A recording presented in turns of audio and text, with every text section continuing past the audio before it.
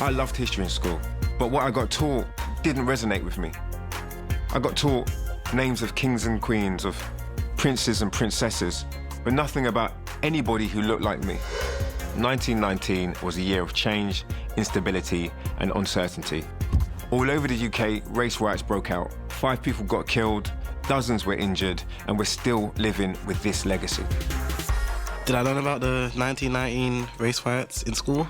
No, I can't say I did. It was more so about British white soldiers that we learned about. I did not learn about the 1919 riots during my school period. This is the story of a British lynching, the alt history you don't learn in school.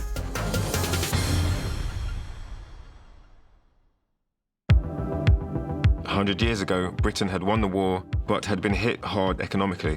When millions of soldiers, sailors and airmen returned from the front lines expecting a hero's welcome and to settle back into their old lives, they were met with job shortages and mass unemployment.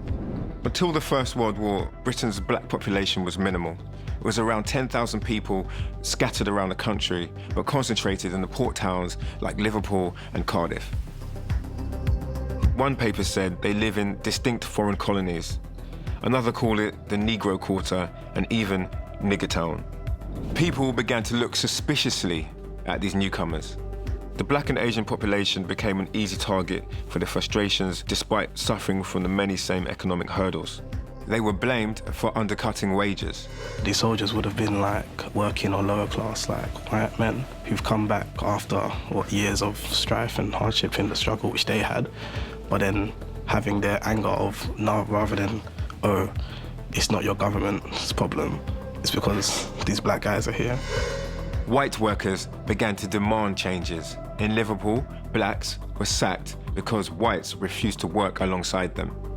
I think it's just fascinating how people's lives can literally be just like turned upside down just at the whim of other people's decisions, like beyond their control. It's weird because it's still going on today in terms of immigration. Just as tensions were rising about jobs, there was another problem. Some people didn't like the idea of racial mixing. In Cardiff, the press noted the sex problem, saying interracial relationships were repugnant and produces a state of violent resentment on the part of the relatives of the misguided girls and women. So all of this started based on the fact that white women thought the black men were superior to white men. They're ours, not yours. They're meant to be for us. You're not meant to have opinions in terms of the women. They're thinking you're meant to have opinions, not meant to have ideas. You're meant to have eyes for anyone else but us. On the 5th of June 1919, in a pub on George Street in Liverpool, a fight broke out between a group of Scandinavian and a group of black sailors. But when the police arrived, guess what? They only arrested the black sailors. Nearby, a mob begins to gather. Meanwhile, 24-year-old Charles Woodson, who was not part of the riot, suddenly became a target of the mob. Charles is hunted through the city by 2 policemen and the mob. He arrived at Queen's Dock and somehow he ended up in the water.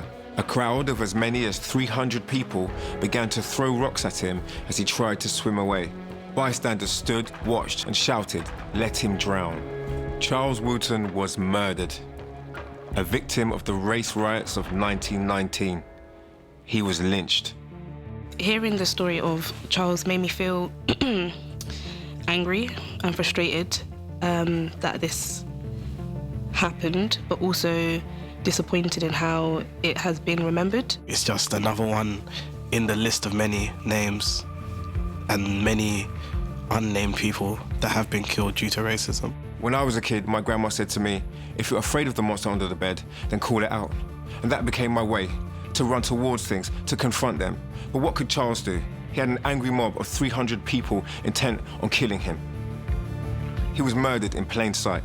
This was not a local phenomenon. Similar events took place all across the UK. Not only immigrants were targeted, but anyone who associated with them. In Cardiff, a mob stripped a white woman who was married to a black man and knocked out her front teeth with a baseball bat.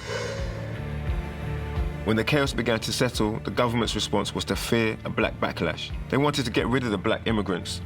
They even paid for them to leave.